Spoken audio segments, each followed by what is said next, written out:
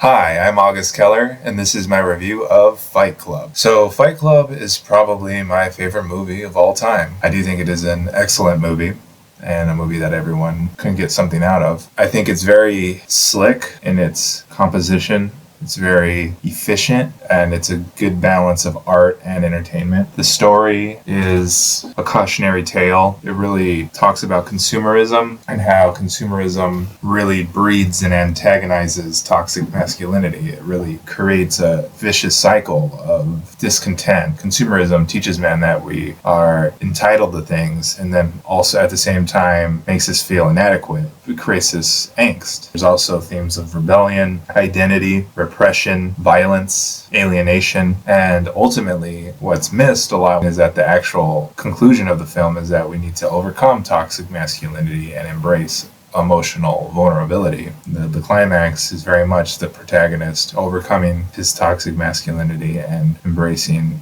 a more softer, gentler side. Some components of the script that I think are great are, of course, the characters. Tyler Durden is maybe one of the most beloved cinephile characters around. People love Tyler Durden for good reason. He's very compelling. He's the villain, and he's not a role model, but he is very compelling. He's very magnetic. He makes some interesting points about consumerism, but he's also a terrorist. He's also very quite awful to a lot of the people around him. The dialogue is very memorable. There's a lot of great lines, fairly quotable movie, and the lines aren't just like catchy, there's meaning behind them. The characters arc really well. The protagonist arcs pretty seamlessly and dramatically at the same time. The acting, I think, is just pitch perfect and really brings these characters to life, of course, and really sells everything that's going on screen. Edward Norton goes from dejected to invigorated to overwhelmed and ultimately empowered. He really earns all of those stages, and they all feel very fluid. They all feel very natural. Brad Pitt, of course, this is his best performance. This is his most beloved role. He is just forceful. He's just a cult of personality, and he really embodies it well. This was just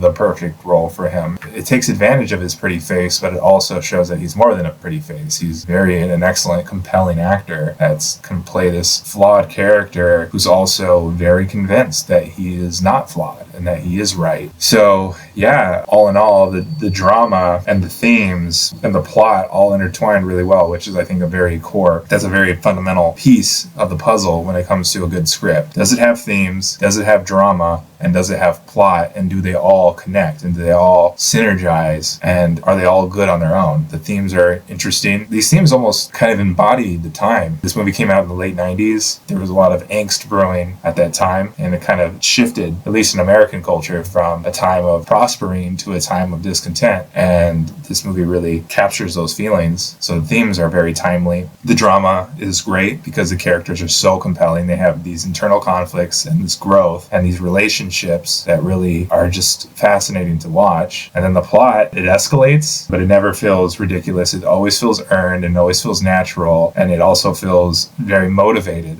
by what the characters are feeling, what the characters are doing. They all bounce off each other, the themes, the drama, and the plot. So it really is like this perfect storm of commentary and relatability and ultimately impact. It impacts the viewer. So that's the emotional aspect of Fight Club. And I would argue that technically Fight Club is even better. This is David Fincher, and this is, in my opinion, his best film. It really creates an existential kind of atmosphere where it's very psychological, but also there's this undercurrent of like depression and angst. It's masked by this sleekness. It's very much reflective of the character. Tyler Durden, he's exuding all this confidence, but really he is a manifestation of discontent, of anger, of feeling inadequate, and like he doesn't have what he deserves. And the direction, the filmmaking really reflects that. The filmmaking is both alluring, but also unhinged. It really blends these two things together well. Let's break down why. So the cinematography, visually, there's a lot of symbolic colors, a lot of greens and purples and reds,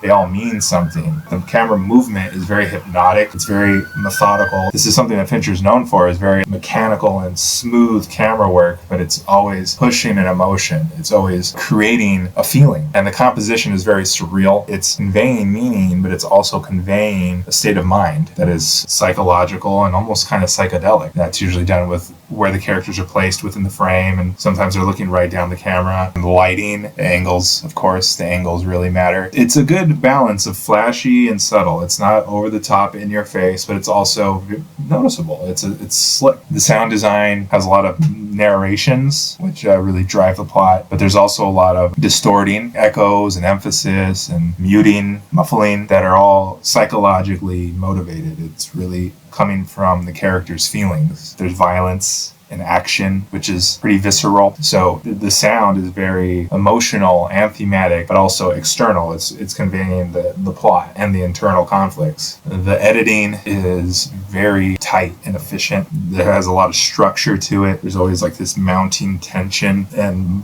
momentum is always building. There's a good tempo. It never drags, not for a second. I think the movie really it's pulling the viewer to the next step. It blends realities and gives the film this very dreamlike quality. There's these segments within the film where is it a dream? Is it just something metaphorical? But the movie really is able to step in and out of reality, which is fitting considering the plot and the themes. The production design is excellent. I love the production design. I mean, everyone knows Tyler Durden's look. It's very chic and very decaying. I mean, the house I spend a lot of time in the movie is just incredibly decrepit. That really is reflecting how the characters feel. It's also conveying themes about how society feels. Our homes are decaying. We're rotting from the inside out. Something the movie's trying to say. So the production design is not only very iconic and recognizable, but it's also very meaningful. The special effects are modern yet gritty. There's a lot of CGI. Fincher uses CGI quite a lot, which is something I'm normally not a fan of, but he does it tastefully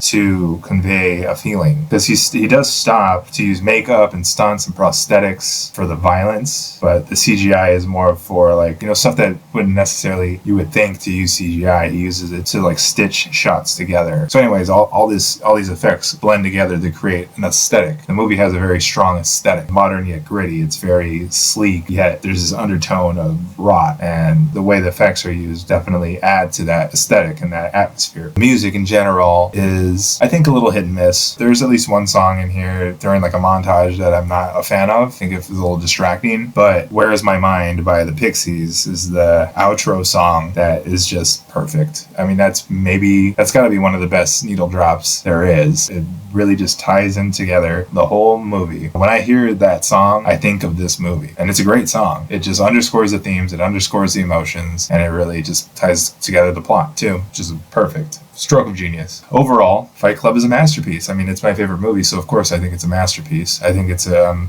great depiction of contemporary angst, and it is just a punch of renegade art is what I wrote here. I don't know if that feels a little silly now to say, but it is a punch of renegade art because it's just so fearless. It has a strong voice, and I think it was kind of rejected at the time, this movie, but the way it's beloved now, it kind of shows that this movie was ahead of its time. That's what good art does. It pushes the conversation and pushes the medium, and this movie did that. So yeah, I think that's about all I have to say about that. If you like what I'm doing here, please feel free to like and subscribe and leave a comment if you'd like. Share.